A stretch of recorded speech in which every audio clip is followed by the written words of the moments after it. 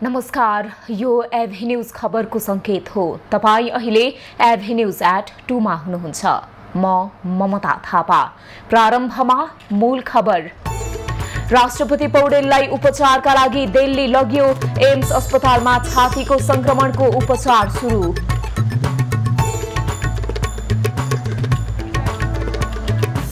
संवैधानिक परिषदको बैठक बिना निष्कर्ष टुंगियो। रिक्त प्रधान न्यायाधीश नियुक्तिका लागि सिफारिस हुन सकेन।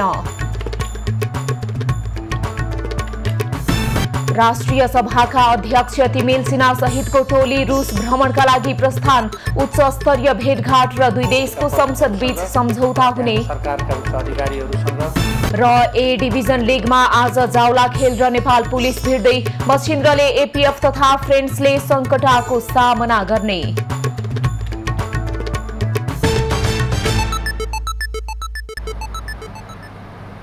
अब खबरको सिलसिला प्रारम्भ गरौं। राष्ट्रपति अस्वस्थ सम्बन्धी प्रसंगबाट। राष्ट्रपति रामचन्द्र पौडेललाई उपचारका लागि भारतको दिल्ली लगिएको छ। उनलाई श्री एयरको विमान मार्फत भारतको नयाँ दिल्ली लगिएको हो। उनको नयाँ दिल्ली स्थित all India institute of medical sciences एम्समा उपचार सुरु गरिएको छ। उनको छातीमा संक्रमण देखिएको छ। चिकित्सक र परिवारको परामर्शपछि एयर एम्बुलेन्स मार्फत उनलाई भारत लगिएको हो। लामो समय औषधि सेवन गर्दा पनि छातीको संक्रमण कम नभएपछि उपचारमा संलग्न चिकित्सकहरूको सुझावमा पौडेललाई दिल्ली पठाइएको हो। राष्ट्रपति पौडेलको स्वास्थ्यमा समस्या देखिएपछि मंगलबार 3B शिक्षण अस्पताल महाराजगंजमा भर्ना भएका थिए। यसअघि उनले सोमबार मात्रै फलोअप उपचार गरिएको थियो। चैत 18 गते पनि पेटमा समस्या देखिएपछि पौडेललाई शिक्षण अस्पतालमा भर्ना गरेर उपचार गरिएको थियो। सर्वोच्च अदालतमा प्रधान न्यायाधीश नियुक्तिबारे निर्णय गर्न बसेको संवैधानिक परिषदको बैठक निष्कर्षविहीन भएको छ। परिषदका अध्यक्ष प्रधानमन्त्री पुष्पकमल दाहालको अध्यक्षतामा आज सिंहदरबारमा बसेको बैठकमा सहमति जुट्न नसकेको हो। बैठकमा प्रधान न्यायाधीश नियुक्तिबारे छलफल भए पनि निर्णय हुन नसकेको बैठकमा सहभागी परिषद सदस्यले जानकारी दिएका छन्। यस सम्बन्धमा त्यो विषयमा छलफल भयो। अर्को बैठकमा निर्णय गर्ने गरिकन अहिले कुनै निर्णय चाहिँ भएन। प्रधान न्यायाधीश नियुक्तिसँग सम्बन्धित विषय एजेन्डा थियो। त्यो एजेन्डामा छलफल भयो। बैठक चाहिँ स्थगित भयो। महाअभियोग लागेर तत्कालीन प्रधान न्यायाधीश चोलेन्द्र शमशेर जबरा पदबाट हटेपछि सर्वोच्च अदालत 14 महिनादेखि नेतृत्वविहीन छ। अहिले कायम मुकायम प्रधान न्यायाधीश हरिकृष्ण कार्कीले सर्वोच्चको जिम्मेवारी सम्हालिरहेका छन्। नेपाल बार एसोसिएसन, सर्वोच्च अदालत बार एसोसिएसन सहित कानून व्यवसायीहरूले सर्वोच्च अदालतमा प्रधान न्यायाधीश नियुक्ति गर्न दबाब दिँदै आएका छन्। राष्ट्रिय सभाका अध्यक्ष गणेश प्रसाद तिमेल सिन्हा सहितको 8 सदस्यीय प्रतिनिधि मण्डल रूस प्रस्थान गरेको छ। बुधबार बिहान राष्ट्रिय सभा अध्यक्ष तिमेल सिन्हा सहित राष्ट्रिय सभा सदस्य वामदेव गौतम, रमेश संग रायमाझी, दिलकुमारी थापा राउल लगायतको 8 सदस्यीय टोली रूस प्रस्थान गरेको हो। प्रस्थान गर्नु अघि सञ्चारकर्मीसँग कुराकानी गर्दै अध्यक्ष तिमेल सिन्हाले भ्रमणमा उच्च स्तरीय भेटघाट र दुई देशको संसद बीच सम्झौता हुने बताए। उनले भ्रमणका क्रममा रूसका 9 जना उच्च स्तरीय व्यक्तिहरूसँग भेट गर्ने कार्यसूची रहेको पनि जानकारी दिए। दुवै सदनका प्रमुखहरूसँग, त्यहाँको सरकारका उच्च अधिकारीहरूसँग र सँगै त्यहाँको व्यावसायिक व्यक्तित्वहरू र प्रदेशको प्रमुख सहितको हामी त्यहाँ करिब 9 जना विशिष्ट व्यक्तिहरूसँग हाम्रो भेटघाटको कार्यक्रम तय भएको छ। त्यस्तै भ्रमण टोलीका सदस्य वामदेव गौतमले भ्रमण दुई देशका संसद बीचको सम्बन्ध सुदृढ गर्ने सन्दर्भमा हुन लागेको बताए। रूसले राष्ट्रिय सभाको प्रतिनिधित्व हुने गरी उच्च स्तरको भ्रमणमा पहिलो पटक बोलाएको बताउँदै उनले भ्रमण पूर्ण रूपमा सफल हुने विश्वास व्यक्त गरे। अब सम्भवतः यो रूसले हाम्रो राष्ट्रिय सभाको प्रतिनिधित्व हुने गरी यति उच्च स्तरको भेट, उच्च स्तरको भ्रमण पहिलो होला जस्तो लाग्छ मलाई। भविष्यमा हाम्रा सम्बन्धहरू विकसित हुँदै जाने र नेपालको भ्रमण गर्ने अवस्था आउने नै छ। हामी यो सद्भाव लिएर जाँदैछौँ र सद्भाव मेरो विचारमा पूर्ण रूपले सफल हुनेछ। राष्ट्रिय सभा अध्यक्षको नेतृत्वमा रुस प्रस्थान गरेको 8 सदस्यीय भ्रमणकारी टोली वैशाख 12 गते दिउँसो स्वदेश फर्किने कार्यतालिका रहेको छ। सिंहदरबार र राष्ट्रपति कार्यालय शीतल निवासको फोहोर नउठाएको भन्दै परेको रिटमा आज सर्वोच्च अदालतमा सुनवाई हुँदैछ। काठमाडौँ महानगरपालिकाका प्रमुख बालेन शाह विरुद्ध दायर रिट निवेदन न्यायाधीश सुषमा लता माथिमाको इजलासमा परेको हो। यसअघि मंगलबार कायम मुकायम प्रधान न्यायाधीश हरिकृष्ण कार्कीको एकल इजलासमा उक्त मुद्दा परे पनि हेर्न नभ्याइनेमा परेको थियो। मुलुकको प्रमुख प्रशासनिक केन्द्र सिंहदरबार र राष्ट्रपति कार्यालय शीतल निवासको फोहोर नउठाएको भन्दै प्रमुख शाह विरुद्ध अधिवक्ता पदम श्रेष्ठले सोमबार रिट दायर गरेका थिए। रिटमा काठमाडौँ महानगरपालिकाले कानून विपरीत फोहोर संकलन नगरेको उल्लेख गर्दै तत्काल फोहोर संकलन गरी ल्यान्डफिल साइटमा लैजान नियमित फोहोर संकलन गर्न र विसर्जन गर्नुपर्ने लगायतका माग राखिएको छ।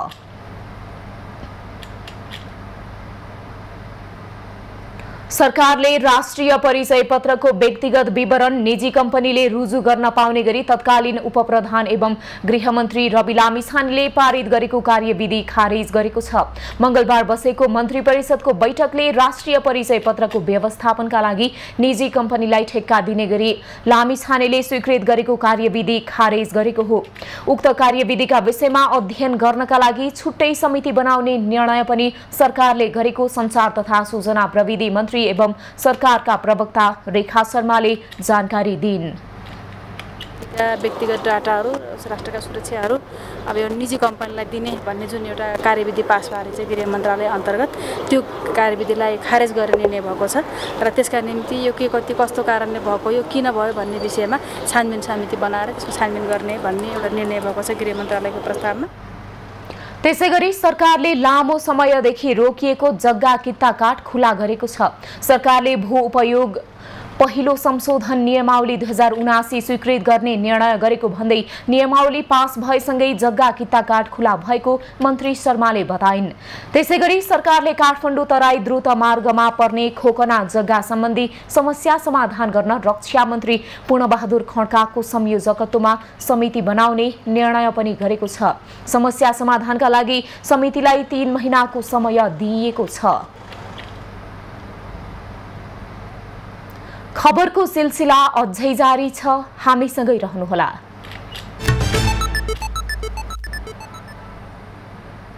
अब बाँकी प्रसंग। वैशाख 10 नजिकिएसँगै तनहु 1 मा निर्वाचनको माहौल तातिरहेको छ। नेपाली कांग्रेसका वरिष्ठ नेता रामचन्द्र पौडेल राष्ट्रपति निर्वाचित भएसँगै रिक्त रहेको यो क्षेत्रमा मुख्य रूपमा 3 पक्षीय चुनावी भिडन्त हुने देखिएको छ। जति जति वैशाख 10 को मिति नजिकिँदैछ त्यति नै तनहुँ क्षेत्र नम्बर 1 मा राजनीतिक दलको चुनावी कार्यक्रम आक्रामक बन्दै गइरहेको छ। गत मंसिर 4 मा भएको प्रतिनिधि सभाको निर्वाचनमा तनहुँ क्षेत्र नम्बर 1 बाट निर्वाचित भएका नेपाली कांग्रेसका वरिष्ठ नेता रामचन्द्र पौडेल राष्ट्रपति बनेका छन्। पौडेल राष्ट्रपति बनेसँगै यो क्षेत्रमा उपनिर्वाचन हुन लागेको हो। यही वैशाख 10 गते हुने उपनिर्वाचनका लागि सत्तारूढ गठबन्धन नेकपा एमाले र राष्ट्रिय स्वतन्त्र पार्टीका उम्मेदवार बीच मुख्य प्रतिस्पर्धा हुँदैछ। सत्ता गठबन्धनको तर्फबाट नेपाली कांग्रेसका केन्द्रीय सदस्य गोविन्द भट्टराई उम्मेदवार बनेका छन्। त्यस्तै नेकपा एमालेबाट सर्वेन्द्र खनाल र राष्ट्रिय स्वतन्त्र पार्टीबाट डाक्टर सोडेम वाग्ले उम्मेदवार बनेका छन्। अर्थशास्त्री वाग्ले कांग्रेस छोडेर चैत्र 16 मा मात्रै राष्ट्रिय स्वतन्त्र पार्टी प्रवेश गरेका थिए। त्यस्तै एमालेबाट उम्मेदवार बनेका खनाल पूर्व प्रहरी महानिरीक्षक समेत भइसकेका व्यक्ति हुन्। उनी मंसिरमा भएको आम निर्वाचनमा काठमाडौँ क्षेत्र नम्बर 6 बाट पराजित भएका थिए। कांग्रेसबाट उम्मेदवार बनेका भट्टराई पहिलो पटक संसदीय चुनावी प्रतिस्पर्धामा देखिएका छन्। उनी नेपाल विद्यार्थी संघका पूर्व अध्यक्ष समेत भइसकेका व्यक्ति हुन्। उपनिर्वाचनलाई आफ्नो पक्षमा पार्न राजनीतिक दलहरूले विभिन्न खाले रणनीतिहरू अपनाइरहेका छन्। स्वास्थ्य, शिक्षा र पर्यटन जस्ता जनजीविकाका सवालदेखि मुलुकको आर्थिक समृद्धिसम्म उनीहरूको चुनावी प्रतिबद्धता बनिरहेको छ। नेपालको रानी भनेर चाहिँ अहिले संसारभरि नै परिचित एउटा गन्तव्य, हाम्रो गन्तव्य स्थल चाहिँ रहेको छ। र बन्दीपुरका आसपासका क्षेत्रहरूलाई पनि नयाँ गन्तव्यको रूपमा चाहिँ हामीले विकास गर्न सक्दछौँ। अब त्यसको लागि चाहिँ पूर्वाधारहरूको निर्माण गर्ने काममा चाहिँ मेरो चाहिँ एकदमै ठुलो सपोर्ट चाहिँ रहनेछ। समस्या त करिब यस्तै छ, यो तनहुँ जिल्लाको उस्तै नै रहेछ। सबै ठाउँमा गयो यही समस्या छ। कहीँ चाहिँ अलिक पृथक खालको भनेको स्वास्थ्य चौकी नहुने, यहाँले भन्नु पनि सिटामल। अब सबैभन्दा ठुलो कुरो स्वास्थ्य हो होइन। मान्छे स्वस्थ रह्यो भने अरू काम गर्न सक्छ। त्यो कुरो तत्काल चाहिँ पहिलो प्राथमिकता हामी राख्छौँ। यो रक्तविहीन शान्तिपूर्ण क्रान्ति हामी परिवर्तनवादीहरूले जित्नुपर्नेछ। तनहुँको विकास गर्ने, राजनीति संल्याउने र अर्थतन्त्र उकास्ने मेरो मूल कार्यसूची रहिआएको छ। गत मङ्सिरमा भएको आम निर्वाचनमा वरिष्ठ नेता पौडेलले 25,361 मत ल्याएर विजयी भएका थिए। उनका निकटतम प्रतिद्वन्दी नेकपा एमालेका एकबहादुर राणा मगरले 19,981 मत ल्याउँदा स्वतन्त्र उम्मेद्वार गोविन्दराज जोशीले 6,886 मत ल्याएका थिए। त्यस्तै राष्ट्रिय स्वतन्त्र पार्टीका उम्मेद्वार विकास सिग्देलले 6,044 मत प्राप्त गरेका थिए। यो पटकको उपनिर्वाचनमा पनि मुख्य रूपमा यिनै दलबीच प्रतिस्पर्धा हुने देखिएको छ। तनहुँ क्षेत्र नम्बर 1 मा कांग्रेसले जित दोहोर्याउला वा एमालेले पहिलेको अङ्कमा थप गरेर बाजी मार्ला अथवा स्वतन्त्रले दुवैलाई पाखा लगाउला, यो विषय निकै रोचक बनिरहेको छ। सानादेखि ठूला राजनीतिक दलले आफ्नै खाले दाबी गरिरहे पनि निर्वाचन परिणाम कस्तो खालको आउँछ त्यसका लागि भने वैशाख 10 गुर्नुपर्नेछ। दर्शकवृन्द, आउँदो उपनिर्वाचनका लागि चितवनमा सुरक्षाको पाटोलाई कसरी व्यवस्थापन गरिँदैछ, यसै सन्दर्भमा हाम्रा वरिष्ठ संवाददाता प्रकाश गेवालीले चितवन प्रहरी प्रमुख प्रहरी उपरीक्षक रामेश्वर कार्कीसँग कुराकानी गर्नुहुँदैछ। अब लागौं चितवनतर्फ।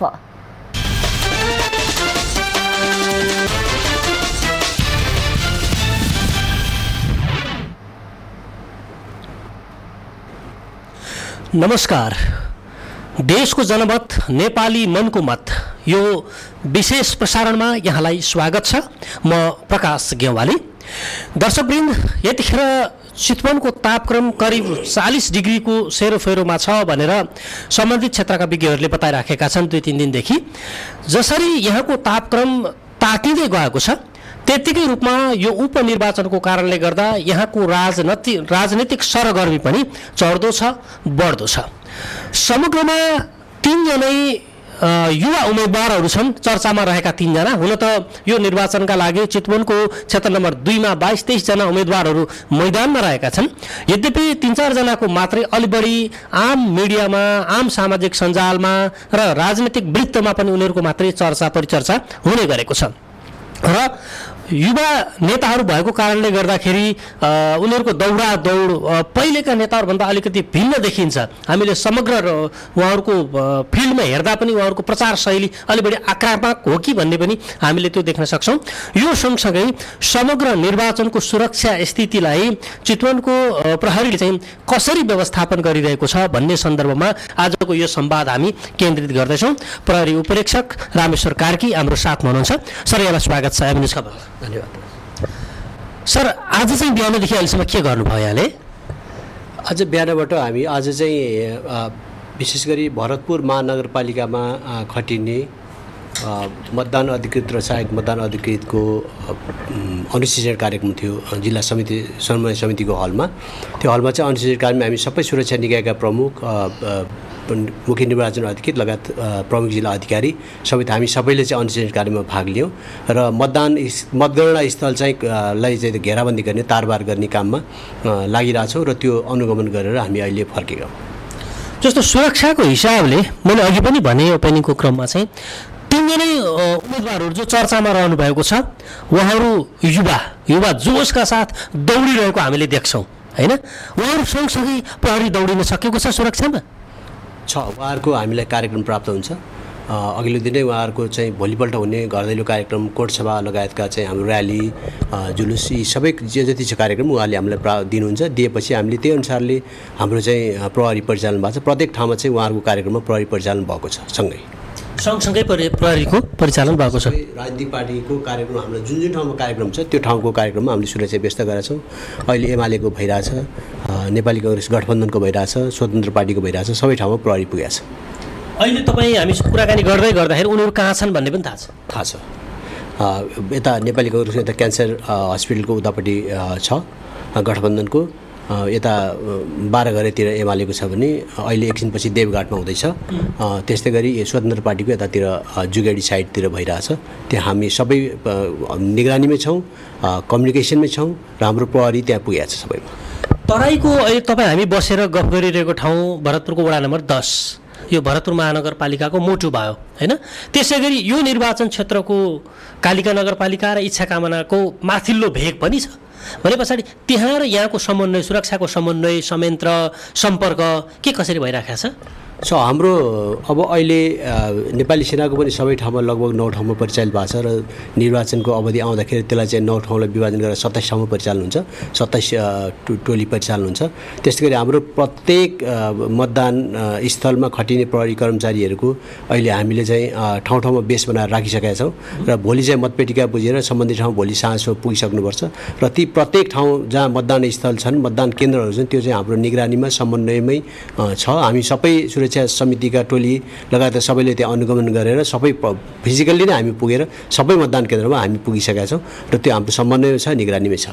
जस्तो आम मतदाताले र अहिले टेलिभिजन हेर्ने आम सर्वसाधारणले पनि बुझ्ने गरी भाषामा एउटा मतदान केन्द्रमा अथवा एउटा भोट हाल्ने ठाउँमा तपाईँले कुन भाषा प्रयोग गर्नुहुन्छ, त्यो ठाउँमा कति प्रहरी चाहिँ कति सुरक्षाकर्मी चाहिँ आवश्यक पर्दो रहेछ? अहिले हामीले सुरक्षा योजना बनायौँ, त्यो सुरक्षा योजनालाई चाहिँ हाम्रो जिल्ला सुरक्षा समितिले चाहिँ पास गर्यो।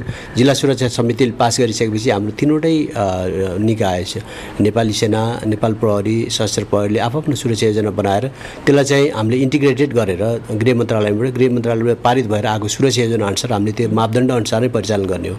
त्यो मापदण्ड अनुसार परिचालन गर्दा हाम्रो एउटा मतदान स्थलमा एउटा केन्द्र छ भने त्यसमा 12 जना सुरक्षाकर्मी परिचालन हुन्छ र प्रत्येक मतदान स्थल एउटा मतदान स्थलमा अब प्रत्येक 2टा भयो भने त्यसमा 5 जना थपिन्छ, 3टा भयो 10 जना थपिन्छ, 3टा अर्को 4वटा भए 15 जना थपिन्छ। प्रत्येक मतदान केन्द्र थपिए अनुसार हाम्रो चाहिँ 5-5 जना थपिँदै जाँदा हाम्रो एउटा मात्रै मतदान केन्द्र छ जहाँ 8वटा मतदान स्थल छ, जहाँ 8वटा मतदान केन्द्र छ, जुन ठुलो बालकुमारी, त्यसमा चाहिँ हाम्रो 8वटा मतदान केन्द्रबाट 44 जना प्रहरी परिचालन हुन्छ, 7वटा भाटा 39 जना हुन्छ, 6वटा भाटा चाहिँ त्यस्तै गरेर 5-5 जना दल गर्दै आउँछ।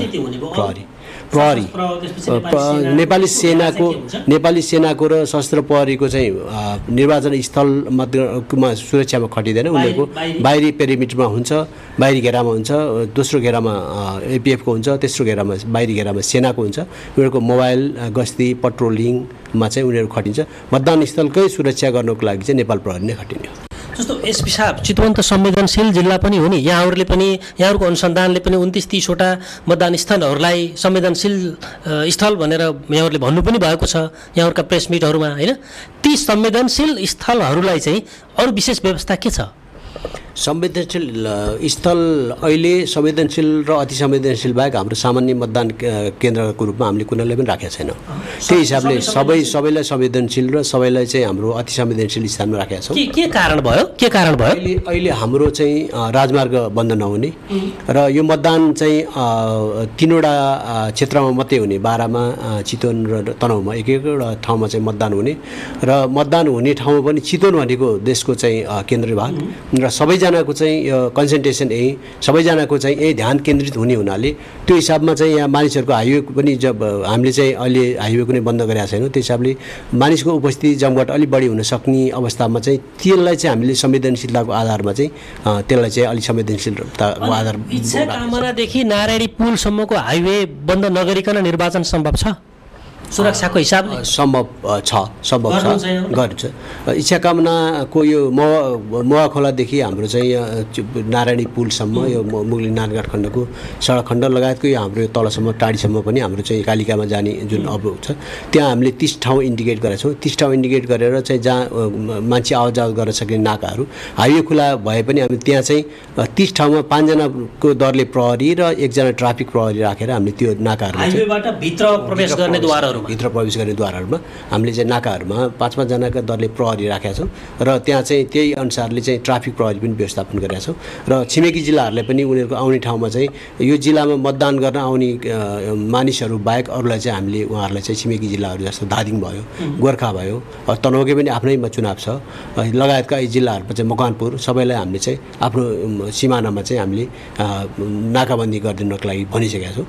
हाम्रो तालुका कार्यालयबाट हाम्रो डिआई साहबबाट पनि त्यो आदेश भइसकेको छ। सबै जिल्लामा हाम्रो समन्वय भइरहेको छ। हाइवे चाहिँ खुल्ला हुन्छ अनि जिल्लाबाट आउने चाहिँ फेरि नाकाबन्दी हुन्छ? होइन, जिल्ला भनेको त्यसै पैदल यात्री जो हाम्रो निर्वाचन क्षेत्रमा मतदान क्षेत्रतिर प्रवेश गर्ने ठाउँमा सवारी साधनमा आउजाउ गर्न रोक्ने, त्यहाँ चढाउने र जाने। एसपी साहब, योभन्दा अघिल्लो मङ्सिर 4 को निर्वाचनमा चितवनमा त मत पेटिकै जलाएको थियो नि, त्यो खालको संवेदनशीलता पनि छ नि। त्यो संवेदनशीलतालाई हामीले त्यही आधार बनाएर हाम्रो मेन पावर पनि त्यही अनुसारले डेभलपमेन्ट मिलाएका छौँ। अहिले म्यादी प्रहरी छैन, हाम्रो रेगुलर प्रहरी नै हो। त्यसले गर्दा अब कम्तीमा एक मतदान स्थल भएको भनेको माथि लेकतिर बढी छ, जुन पहाडतिर इच्छाकामनाका बेगरमा एउटा मतदान केन्द्र भएका छन्। यहाँ चाहिँ हाम्रो अब एकभन्दा बढी मतदान केन्द्र छन्। मैले भने 7वटा 8वटा समेत मतदान केन्द्र भएको बालकुमारी भाइ लगायतका 7वटा भएका 3वटा छन्, 6वटा भएका त्यही गरेर 44 जना समेत परिचालन गर्नुपर्ने अवस्था छ। र ती बढीभन्दा बढी चाहिँ मतदान केन्द्र भएको मतदान स्थलमा हामीले प्रहरी निरीक्षकै कमान्डमा चाहिँ हामीले टोली खटाएका छौँ। सिनियर अफिसर नै चाहिँ डेभलपमेन्टमा लाग्छौँ। जस्तो योभन्दा अघिल्ला निर्वाचनहरूमा चाहिँ सुरक्षा निकायका व्यक्तिहरू पनि, प्रमुख उपप्रमुखहरू पनि कुनै एकजना राजनैतिक दलको पछाडि लायो भने आरोपहरू सुन्नु पाइन्छ कि मार्केटमा चाहिँ, बाहिर चाहिँ होइन? त्यस्तो हुन्छ र? तपाईँहरू कुनै पार्टीको अलि बढी केयर गर्ने, अलि बढी पछाडि चाहिँ ध्यान दिने त्यस्तो हुन्छ? कसैको हुँदैन। त्यो हामी निष्पक्ष भयरहित शान्तिपूर्वक चुनाव गर्नुको लागि हाम्रो लागि सबै पार्टी बराबर हो। त्यो राजनीतिक पार्टीलाई हामीले यसलाई नजिक यसलाई टाढा यो यस्तो भने हामीबाट चाहिँ त्यो कुनै भेदभाव अथवा चाहिँ कुनै चाहिँ त्यस किसिमको चाहिँ एउटा भनौँ न बायसनेस त्यो हुँदैन। सबै राजनीतिक पार्टीले खुल्ला रूपमा प्रतिस्पर्धा गर्ने, जनताले गएर मतदाताले गएर निष्पक्ष रूपमा चाहिँ चुनाव हाल्नुपर्ने, चुनावमा मतदान गर्न पाउनुपर्ने वातावरण सिर्जना हुन्छ। तपाईँले दाबीका साथ भन्नुहुन्छ कि वैशाख 10 को निर्वाचन एकदम स्वतन्त्रतापूर्वक होइन, एकदम निष्पक्ष रूपमा, स्वतन्त्र निष्पक्ष धाँधली र शान्तिपूर्ण यो हिसाबले निर्वाचनलाई चाहिँ हामीले कुनै पनि गर्नको लागि कसर बाँकी राख्ने छैनौँ। कसैले अवरोध गर्न खोज्यो भने के हुन्छ? अवरोध गर्न खोज्यो भने त्यसलाई हामीले पहिला सिलसिलावार तरिकामा सम्झाउनेदेखि लिएर आवश्यक पर्दाको अवस्थामा अधिकतम बल प्रयोग गर्ने समेत त्यसमा हामीले गर्न सक्छौँ। यसपालि गोली हान्ने आदेश हुन्छ कि हुँदैन, अथवा त्यो खालको अधिकार हुन्छ कि हुँदैन? अधिकतम बल प्रयोग गर्ने भन्नाले त्यो आवश्यकता अनुसार सम्पूर्ण कुराहरू हुन्छ। विप्लवले त अहिले पनि त बहिष्कार भनेको छ नि त, विप्लव माओवादी छ नि, उहाँले बहिष्कार गर्न पाउनुहुन्छ तर अवरोध गर्न पाउनुहुन्न। आफूले बहिष्कार गर्न पाइयो तर अरू मतदातालाई जानलाई अवरोध गर्न पाइएन। मङ्सिर 4 को जस्तो मतपेटिकै जलाउँछ दिनुहुन्न? त्यो हुँदैन, त्यो कुनै पनि हालतमा हुँदैन। मैले भने एउटा मतदान केन्द्रमा एउटा मतपेटिका मात्रै हुन्छ। अहिले पहिला जस्तो 4वटा मतपेटिका हुँदैन, एउटा मात्रै मतपेटिका हुन्छ। एउटा मतपेटिकाको सुरक्षाको लागि 12 जना प्रहरी खटिया छ। त्यो हिसाबले हामी सुरक्षा व्यवस्थामा हामी मजबुत छौँ, हामी एकदम कन्फिडेन्ट छौँ, त्यसमा चाहिँ कुनै अवरोध हुँदैन। त्यस्ता किसिमका अब अराजक किसिमको गतिविधि हाम्रो दिँदैन, हुँदा पनि हुँदैन। तपाईँहरूको आफ्नो अनुसन्धानमा चाहिँ जस्तो 1,24,000 समथिङ मतदाताहरू छन् अहिलेको निर्वाचनमा मतदान गर्न पाउने अधिकार भएका, कति प्रतिशत मत खस्ला भन्ने सुरक्षा समितिको तपाईँहरूको चाहिँ आकलन छ? विगतमा हेर्दाखेरि 65-70% मत खसेको अवस्था हामीले धेरै देख्न पाउँछौँ। त्यो हाराहारीमा मत अहिले पनि खस्छ कि भन्ने हामीले अनुमान गरेका छौँ। 65-70 नै हुन्छ? 65 कि 70%। आम मतदाताहरू यो 6 महिना नबित्दै भएको उपनिर्वाचनका विषयमा चाहिँ के भन्दैछन् त तपाईँहरूसँग? त्यसको हामीले प्रतिक्रिया त्यति धेरै त लिएका छैनौँ। अब त्यो समय परिस्थितिले निम्त्याएको कुरा हो यो। त्यसमा चाहिँ अब जनताको कुराकानी, अब त्यसमा हामीले त्यो हिसाबले राजनीतिक हिसाबमा प्रतिक्रिया चाहिँ लिएका छैनौँ। त्यस्तो खालको प्रतिक्रिया राजनीतिक हो भन्ने लाग्छ? राजनीतिक हो, राजनीतिक। जस्तो एसपी साहब, यो जिल्ला त भिआइपीहरूको पनि जिल्ला हो होइन?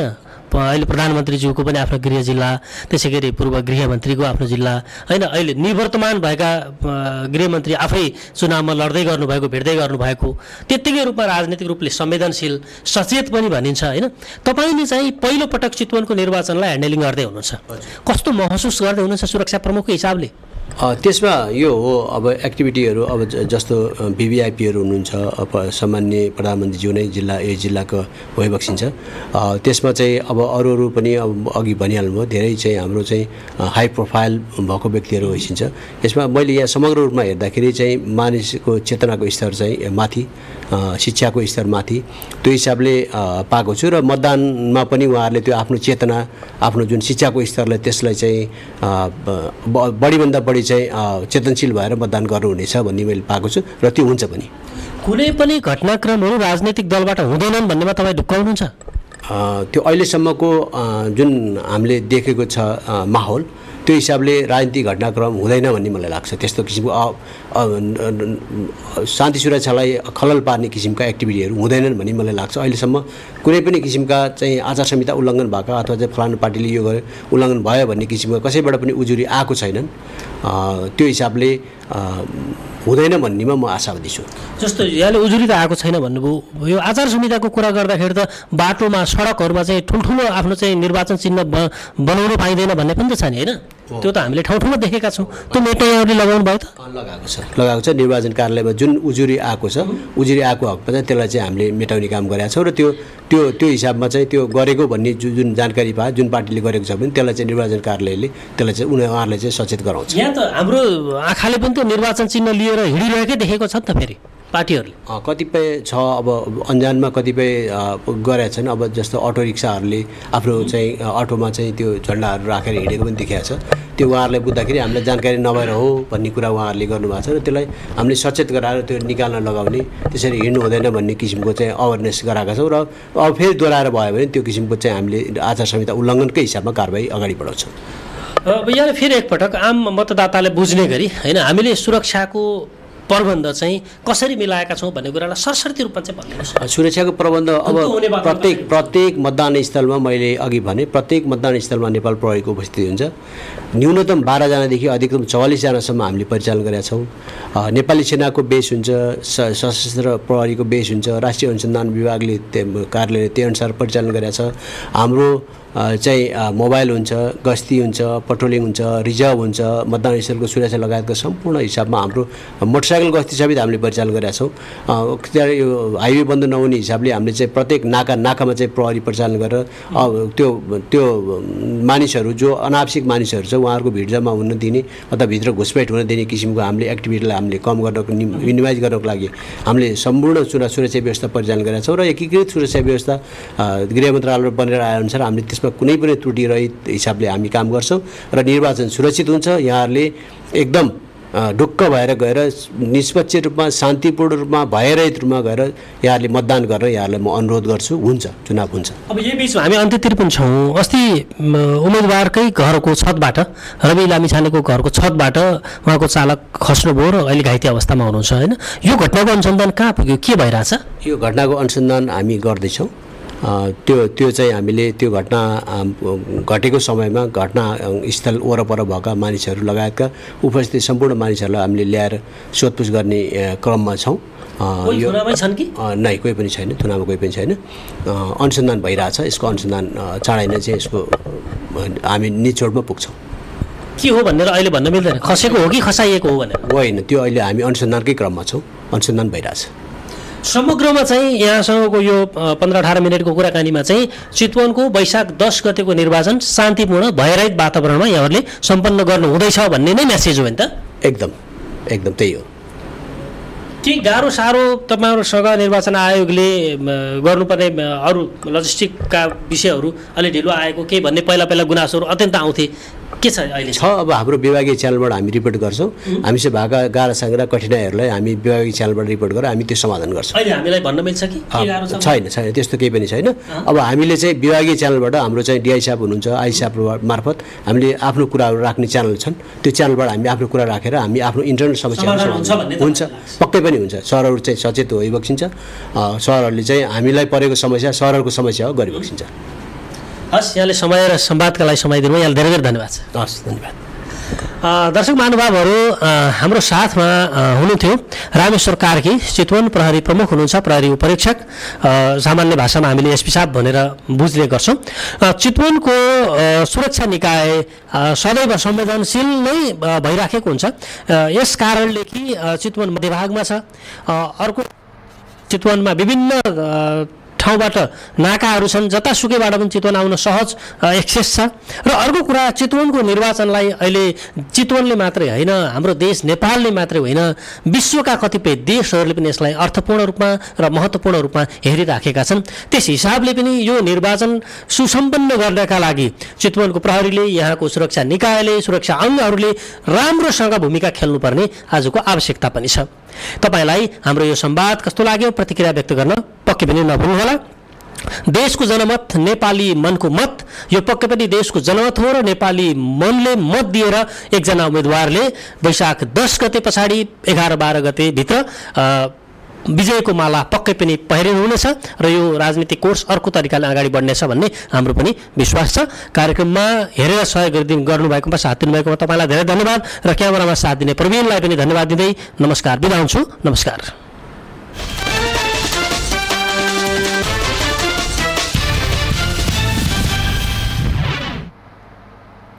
दर्शकवृन्द, आउँदो वैशाख 10 मा हुन गइरहेको उपचुनावमा चितवनमा सुरक्षा रणनीतिलाई के कसरी अगाडि बढाइदैछ, निर्वाचन केन्द्रहरू, मतदान स्थलहरूलाई कसरी सुरक्षित बनाइदैछ, मतदाताहरूले भयरहित वातावरणमा मतदान गर्न पाउने माहौल निर्माणमा सुरक्षा संयन्त्र के कसरी परिचालन गरिँदैछ, यसै सन्दर्भमा हाम्रा वरिष्ठ संवाददाता प्रकाश गेवालीले प्रहरी उपरीक्षक रामेश्वर कार्कीसँग गर्नुभएको संवाद हामीले प्रस्तुत गर्यौं। अब बाँकी खबर। वैशाख 10 मा उपनिर्वाचन हुन लागेका 3 क्षेत्रमध्ये चितवन क्षेत्र नम्बर 2 लाई निकै चासोका साथ हेरिएको छ। गत मङ्सिरमा भएको निर्वाचनमा कांग्रेसका उम्मेदवारलाई करिब 73 बढी मतले पराजित गर्दै विजयी भएका राष्ट्रिय स्वतन्त्र पार्टीका सभापति रवि लामिछाने पुनः यही क्षेत्रबाट चुनावी मैदानमा होमिएसँगै सबैको ध्यान यति बेला चितवन 2 तर्फ मोडिएको हो। राष्ट्रिय स्वतन्त्र पार्टीका सभापति रवि लामिछाने नागरिकता प्रकरणमा मुछिएर सांसद पद खारेज भएपछि चितवन क्षेत्र नम्बर 2 मा उपनिर्वाचन हुन लागेको हो। तनहुँ 1 र बारा क्षेत्र नम्बर 2 मा पनि उपनिर्वाचन हुन लागेको भए पनि यति बेला सबैको ध्यान भने चितवन क्षेत्र नम्बर 2 तर्फ नै सोझिएको छ।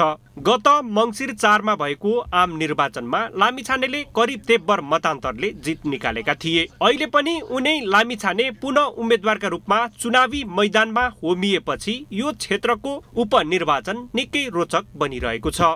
चितवन क्षेत्र नम्बर 2 मा मुख्य गरी राष्ट्रिय स्वतन्त्र पार्टी, नेपाली कांग्रेस र नेकपा एमाले बीच त्रिपक्षीय प्रतिस्पर्धा हुने देखिन्छ। कांग्रेसबाट जित नारायण श्रेष्ठ र एमालेबाट रामप्रसाद नेउपाने उम्मेदवार बनेका छन्। कांग्रेसका श्रेष्ठ पूर्व जिल्ला सभापति भइसकेका व्यक्ति हुन् भने एमालेका नेउपाने वर्तमान जिल्ला अध्यक्ष हुन्। निर्वाचनका लागि केही दिन मात्रै बाँकी रहँदा चुनावी प्रचार प्रसार बाक्लिएको छ। यो पटकको उपनिर्वाचनमा पनि सहजै जित निकाल्नेमा लामिछाने ढुक्क देखिएका छन्। यही मत 5 वर्षको लागि पर्याप्त थियो। मैले 32 दिन गृह मन्त्रालयमा बसेको कामले कतिको पेट पोलेको छ त्यसको हिसाबमा कुनै दिन गरौँला। निर्वाचनको मुखमा त्यसको हिसाब गरे भने त्यति राम्रो हुँदैन। त्यो हिसाबलाई म कुनै दिन गरौँला। तर यो 5 वर्षका लागि दिनुभएको, तपाईले दिनुभएको मत 5 महिनापछि फेरि मैले माग्नुपर्ने अवस्था भएको हुनाले मलाई लाग्छ मेरा नाममा छुट्याएर राखिएको मत त तपाईले मलाई नै दिनुपर्छ है, किनकि 5 वर्ष त मलाई हेर्नै पर्ने हुन्छ। त्यस्तै कांग्रेस र एमालेका उम्मेदवारले पनि यो पटकको उपनिर्वाचनमा फरक खालको परिणाम निकाल्ने प्रयास गरिरहेका छन्। राष्ट्रिय स्वतन्त्र पार्टीका उम्मेदवार लामिछानेको राजनीतिक यात्रा केही महिनाभित्रै उदाङ्गो भइसकेको उनीहरूको आरोप छ। यो व्यवस्थाप्रति कुनै योगदानै छैन।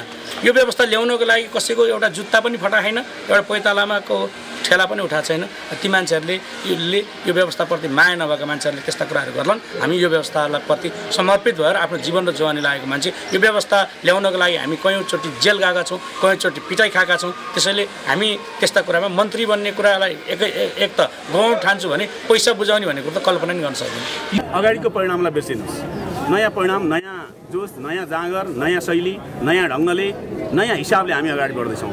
अगाडि निर्वाचित मान्छेहरूको उदाङ्गो भइसक्यो। म थप कुरा गर्न चाहन्छु। मैले यो क्षेत्रको जनताको चाहिँ भावना बुझेको छु। यही क्षेत्र यो चाहिँ जिल्लामा बसेर हुर्किएको छु, तपाईँहरूसँग सङ्गत गरेको छु, चाहिँ जनतासँग सङ्गत गरेको छु। सबै युवा पिँढीहरूको म आकर्षकको केन्द्र छु। मङ्सिर 4 मा भएको आम निर्वाचनमा सभापति लामिछानेले 49,300 मत ल्याएर विजयी भएका थिए। उनका प्रतिस्पर्धी नेपाली कांग्रेसका उमेश श्रेष्ठले 14,988 मत ल्याउँदा नेकपा एमालेका कृष्णभक्त पोखरेलले 14,652 मत ल्याएका थिए। केही महिना अगाडि मात्रै सम्पन्न भएको आम निर्वाचनमा निकै फराकिलो मतान्तरले जित निकालेका लामिछानेले यो पटकको उपनिर्वाचनमा पनि बाजी मार्न सक्छन् कि सक्दैनन्, अथवा पुरानै राजनीतिक दल उनलाई रोक्न सफल हुन्छन् कि हुँदैनन् भन्नेमा यति बेला सबैको चासो छ। चितवन सहकर्मी प्रकाश गेवालीका साथमा सरोज बस्याल, काठमाडौँ।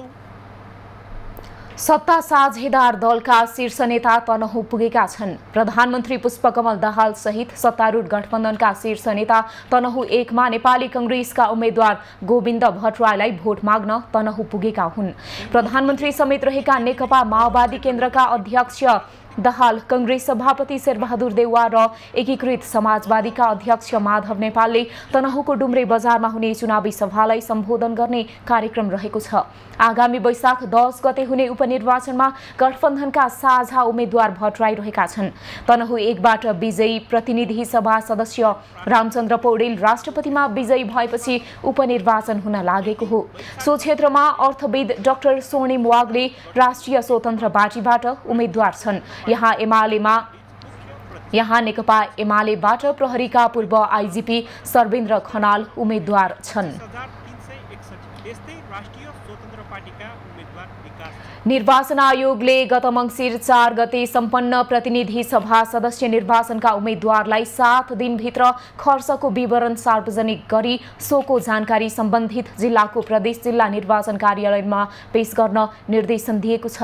निर्वाचनको अन्तिम परिणाम प्रकाशित भएको मितिले 35 दिनभित्र निर्वाचन खर्चको विवरण पेश गर्ने प्रतिनिधि सभा सदस्य निर्वाचनका 2,373 र प्रदेश सभा सदस्य निर्वाचनका 3,188 उम्मेद्वार सहित 5,561 उम्मेद्वारलाई निर्वाचन ऐन बमोजिम सो निर्देशन दिइएको हो। प्रतिनिधि सभा सदस्य निर्वाचन ऐन र प्रदेश सभा सदस्य निर्वाचन ऐन बमोजिम निर्वाचन खर्चको विवरण राजनीतिक दल उम्मेद्वार वा तिनका प्रतिनिधिले निर्वाचन परिणाम घोषणा भएको मितिले 35 दिनभित्र आयोग वा आयोगले तोकेको कार्यालय समक्ष पेश गर्नुपर्ने कानुनी व्यवस्था भएकोमा तोकिएको समयावधिभित्र खर्चको विवरण नबुझाउने प्रतिनिधि सभातर्फ 37 र प्रदेश सभातर्फ 37 गरी 74 उम्मेद्वारको नामावली आयोगको वेबसाइटमा प्रकाशन गरी स्पष्टीकरण सोध्ने निर्णय गरिएको हो। आयोगले तोकिएको समयावधिभित्र के कुन कारणले निर्वाचन खर्चको विवरण नबुझाएको हो, तोकिएको समयावधिभित्र निर्वाचन खर्चको विवरण नबुझाएकोमा निर्वाचन आयोग ऐन बमोजिम किन कारबाही हुनु नपर्ने हो भनी सोही ऐन बमोजिम आफ्नो सफाई सहितको स्पष्टीकरण 7 दिनभित्र सम्बन्धित जिल्लाको जिल्ला निर्वाचन कार्यालय वा निर्वाचन आयोगमा पेश गर्न आदेश दिइएको छ। नेपाल भ्रमणमा रहेका भारतीय जनता पार्टीका विदेश विभाग प्रमुख विजय चौथाइवाले नेकपा एमाले अध्यक्ष केपी ओलीसँग भेटघाट गरेका छन्। भेटमा द्विपक्षीय हित, नेपाल भारत सम्बन्ध लगायतका विषयमा कुराकानी भएको बताइएको छ। चौथाइवाले ओलीसँग नेपालको घत लाग्दा गहिरा राजनीति लगायतको विषयमा छलफल भएको बताएका छन्। सुदूरपश्चिमबाट काठमाडौँ आए लगत्तै उनले प्रधानमन्त्री पुष्पकमल दाहाल, नेपाली कांग्रेसका सभापति शेरबहादुर देउवा, नेकपा एकीकृत समाजवादीका अध्यक्ष माधव कुमार नेपाल र उपप्रधान तथा गृहमन्त्री नारायण काजी श्रेष्ठसँग पनि भेटघाट गरेका थिए। उनी प्रधानमन्त्री दाहालको भारत भ्रमणको वातावरण बनाउन नेपाल आएका हुन्। उत्तराखण्डबाट धनगढीमा सम्पन्न मानसखण्ड सम्मेलनमा सहभागी हुन उनी स्थलमार्ग हुँदै नेपाल आएका हुन्। चौथाइवाले भोलि दिल्ली फर्किने कार्यक्रम छ। प्रधानमन्त्री पुष्पकमल दाहालले वैशाखको अन्तिमसम्ममा भारत भ्रमणको तयारी थालेका छन्। सरकार फेरिएपछि सरकार प्रमुख भारत कि चीन जाने भन्ने विवाद हुने गरेकोमा दाहालले यसपटक पनि दक्षिण यात्राकै तयारी थालेका हुन्। प्रधानमन्त्री पुष्पकमल दाहाल भारत भ्रमणको तयारीमा जुटेका छन्। तेस्रो पटक प्रधानमन्त्री बने लगतै प्रधानमन्त्री दाहालले आफ्नो पहिलो विदेश भ्रमण भारतबाट हुने अभिव्यक्ति दिएका थिए। तर 2 पटकको विश्वासको मत, राष्ट्रपति तथा उपराष्ट्रपतिको निर्वाचन र 3 क्षेत्रमा उपनिर्वाचन लगायतका कारणले प्रधानमन्त्री दाहालको भारत भ्रमण केही ढिलो गरी वैशाख तेस्रो साता गर्ने गरी तयारी भइरहेको छ। प्रधानमन्त्री दाहालको भ्रमणले नेपाल र भारतको सम्बन्ध सुदृढ नभए पनि चिसोपन हटाउन सहयोग पुग्ने विश्लेषक बताउँछन्। सम्बन्धमा सुधारै अब चाहिँ एकदम ड्रास्टिक रूपबाट चाहिँ परिवर्तन नै हुन्छ भन्ने जस्तो चाहिँ मलाई लाग्दैन। त्यो चिसोपनालाई चाहिँ केही हदसम्म परिवर्तन गरेर सुधारतर्फ चाहिँ अगाडि बढाउनेतर्फ चाहिँ भूमिका चाहिँ निर्वाह हुन्छ प्रधानमन्त्रीको भन्ने मलाई लाग्छ। भारतसँग सीमा व्यवस्थापन, हवाई प्रवेश मार्ग, अन्तर्देशीय विद्युत व्यापार, सुरक्षा, जलविद्युत निर्माण आयोजना, यातायात तथा विकास निर्माणका काममा साझेदारी अपेक्षाकृत हुन सकेको छैन। भ्रमणको क्रममा अधुरा पुरानै मुद्दा अघि सार्नुपर्ने विज्ञको सुझाव छ। अब दुवै देशका सचिवहरूले वार्ता गर्दा केही राउन्ड कुराकानी होला, कुराकानी भएपछि त समस्याको समाधानको त्यो एउटा निक्लन्छ नि, त्यो कुरोलाई बिउताउन सक्नुपर्छ हाम्रो प्रधानमन्त्रीले। अघि अब यति पनि गर्नु भएन भने, भइरहेको संयन्त्रलाई एक्टिभेट गर्न पनि सक्नु भएन भने उहाँको भ्रमण चाहिँ असफल हुन्छ। प्रधानमन्त्रीको भारत भ्रमणका लागि जलस्रोत र ऊर्जा सहितका विषयमा महत्त्वपूर्ण साझेदारीको लागि सरकारले तयारी गरिरहेको छ। भ्रमणका क्रममा नेपालले कालापानी, लिपुलेक र लिम्पियाधुरा क्षेत्र समेटेर अलग्गै नक्सा जारी गरेपछि बढेको दूरी घटाउन पहल गर्नुपर्ने माग पनि उठेको छ। द्विपक्षीय भ्रमणको समयमा केही सम्झौता र समझदारी भए पनि त्यसको कार्यान्वयन फितलो हुने गरेको देखिएको छ। यो पटक पनि सम्झौता र समझदारी भन्दा अघि बढ्न नसकेका कामलाई पूरा गर्न तत्परता देखाउनु पर्ने धेरैको भनाइ छ। क्यामेरामा गोपाल भट्टका साथ यशोधा चौलागाई, काठमाडौँ। खबरको सिलसिला अझै जारी छ, हामीसँगै रहनुहोला। अब पालो एभेन्यूज एट स्पोर्ट्सको। शहीद स्मारक ए डिभिजन लिगमा शीर्ष स्थानको जावला खेल युथ क्लबले आज अङ्क तालिकामा पुच्छारमा रहेको नेपाल पुलिस क्लबसँग प्रतिस्पर्धा गर्दैछ। खेल 3 बजे च्यासलको मैदानमा हुनेछ। 9 खेलबाट 17 अङ्क जोडेको जावला खेल शीर्ष स्थानमा छ। नेपाल पुलिसले भने 9 खेल खेल्दा 1 मा मात्रै जित हात पारेको छ। दशरथ रङ्गशालामा दिउँसो 3 बजे नै साবেक विजेता मछिन्द्र र एपीएफ क्लब आम्ने सामने हुँदैछन्। पछिल्ला 7 खेलमा अपराजित मछिन्द्र आजको खेल जितेर शीर्ष 4 मा उक्लने प्रयासमा छ। एपीएफ भने खेल यता जितविहीन छ। आजै साँझ 6 बजे दशरथ रङ्गशालामा फ्रेन्ड्स र सङ्कटा आम्ने सामने हुने तालिका छ। 8 अङ्क जोडेर 13औं स्थानमा रहेको फ्रेन्ड्स आज तेस्रो जितको खोजीमा हुनेछ। 15 अङ्क जोडेर 7औं स्थानमा रहेको सङ्कटा आज 5औं जित निकाल्ने प्रयत्नमा छ। काठमाडौँमा जारी एसीसी प्रिमियर कप क्रिकेट प्रतियोगितामा आज पनि 2 खेल भइरहेका छन्। यूएई र कुवैत कीर्तिपुर स्थित त्रिवी क्रिकेट मैदान र ओमान र कतार बीचको खेल मुल्पानी क्रिकेट मैदानमा भइरहेको हो। मंगलबार भएको उद्घाटन खेलमा घरेलु टोली नेपालले मलेसियामाथि 6 विकेटको जित निकालेको छ। यसैगरी मंगलबार नै भएको खेलमा हङकङले सिंगापुरलाई 8 विकेटले हराएको थियो। कुल 10 टिमको सहभागिता रहेको प्रतियोगिताको समूह ए मा आयोजक नेपाल, ओमान, कतार, मलेसिया र साउदी अरेबिया रहेका छन् भने समूह बी मा बहराइन, कुवैत, सिंगापुर, हङकङ र यूएई रहेका छन्। लीग चरणको समाप्तिपछि प्रत्येक समूहको शीर्ष 2 टोलीले सेमिफाइनल यात्रा तय गर्नेछन्। प्रतियोगिताका विजेता टिम एसिया कपका लागि छनौट हुनेछ। यस्तै शीर्ष 3 स्थानमा रहने टिम एसिया इमर्जिङ कपका लागि छनौट हुने एसियन क्रिकेट काउन्सिल एसीसीले जनाएको छ। अब पालो खास खबरको।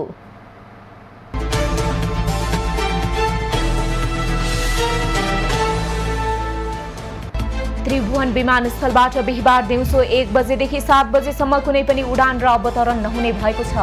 विमानस्थलको विद्युत आपूर्ति प्रणालीलाई थप सुदृढ बनाउनका लागि अनलाइन यूपीएस जडान गर्ने काम जारी रहेका कारण बिहिबार उडान र अवतरण अवरुद्ध हुने विमानस्थल कार्यालयले जनाएको छ।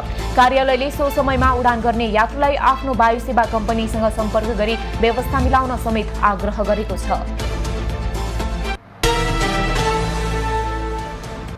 काठमाडौँको चन्द्रागिरी नगरपालिकाले माता तीर्थ औँसीमा अर्थात् आमाको मुख हेर्ने दिनमा नगर क्षेत्रभर सार्वजनिक बिदा दिने निर्णय गरेको छ। माता तीर्थ औँसीका दिन चन्द्रागिरी नगरपालिका 6 माता तीर्थ कुण्डमा ठूलो मेला लाग्ने गर्दछ। सोही मेलाका अवसरमा नगर क्षेत्रभर सार्वजनिक बिदा दिने निर्णय नगरपालिकाले गरेको हो। माता तीर्थ औँसीका दिन आमा नहुनेहरूले माता तीर्थमा स्नान गरेर विष्णु र शिवको दर्शन र पूजा गर्ने गर्दछन्।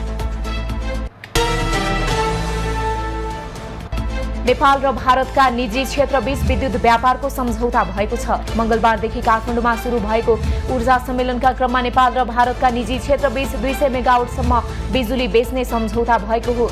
नेपालका निजी क्षेत्रले बिजुलीको वैदेशिक व्यापार गर्ने लक्ष्य सहित स्थापना गरेको नेपाल पावर एक्सचेन्ज नेपेक्सले भारतको निजी क्षेत्रसँग भारतमा बिजुली बेच्ने सम्झौता गरेको हो।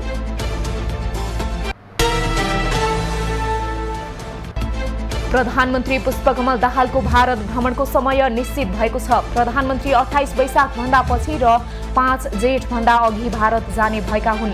दुवै पक्षले निश्चित मिति तय गर्न भने अझै केही समय लाग्ने बताइएको छ। निर्वाचन आयोगले आगामी आइतबार हुने उपनिर्वाचनको प्रचार प्रसारमा हेलिकप्टर प्रयोग नगर्न राजनैतिक दलहरूलाई आग्रह गरेको छ। उपनिर्वाचन हुन गइरहेका जिल्लामा हेलिकप्टर प्रयोग नगरी प्रचार प्रसार गर्न सकिने अवधि पर्याप्त रहेको र यातायातको सहज पहुँच रहेको आयोगले स्पष्ट पारेको छ। काठमाडौँ स्थित शान्ति बाटिकामा मिटर ब्याज पीडितमाथि भएको धरपकडको घटनामा छानबिन समिति गठन भएको छ। गृह मन्त्रालयको निर्देशनमा काठमाडौँका सहायक प्रमुख जिल्ला अधिकारी देवी खत्रीको संयोजकत्वमा 5 सदस्यीय छानबिन समिति गठन भएको हो। समितिले घटनाको छानबिन गरी प्रतिवेदन बुझाउनेछ।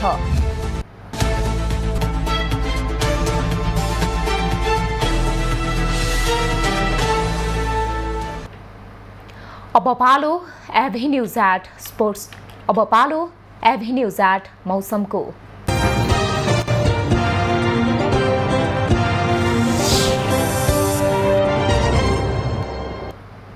हाल देशका पहाडी भूभागमा आंशिक बदली रही बाँकी भूभागहरूको मौसम सामान्यतया सफा रहेको छ। अपराह्न गण्डकी कर्णाली र सुदूरपश्चिम प्रदेशको पहाडी भूभागका केही तथा बागमती र कोशी प्रदेशका पहाडी भूभागका केही स्थानमा मेघ गर्जन चट्याङ सहित हल्का वर्षाको सम्भावना रहेको छ। साथै तराईका थोरै स्थानहरूमा हावाहुरीको सम्भावना रहेको जल तथा मौसम पूर्वानुमान महाशाखाले जनाएको छ। आज काठमाडौँ उपत्यकाको अधिकतम तापक्रम 33 डिग्री सेल्सियस र न्यूनतम तापक्रम 14 डिग्री सेल्सियसका बीचमा रहने अनुमान गरिएको छ। आज सूर्योदय बिहान 5 बजेर 35 मिनेटमा भयो भने सूर्यास्त साँझ 6 बजेर 30 मिनेटमा हुनेछ। आज देशभरको मौसम कस्तो रहला त हेरौं देशका विभिन्न स्थानको अनुमानित मौसमी अवस्था।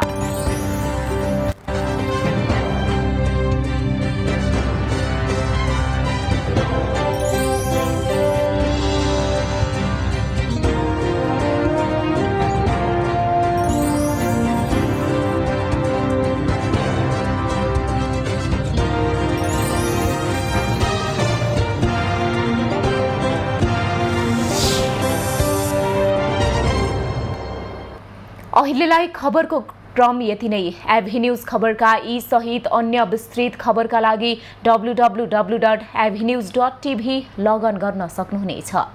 युट्युब, फेसबुक र ट्विटरमा पनि हामीलाई फलो गर्न सकिनेछ। खबरभित्रको खबरका लागि हेर्दै रहनुहोला एभेन्यूज खबर। नमस्कार।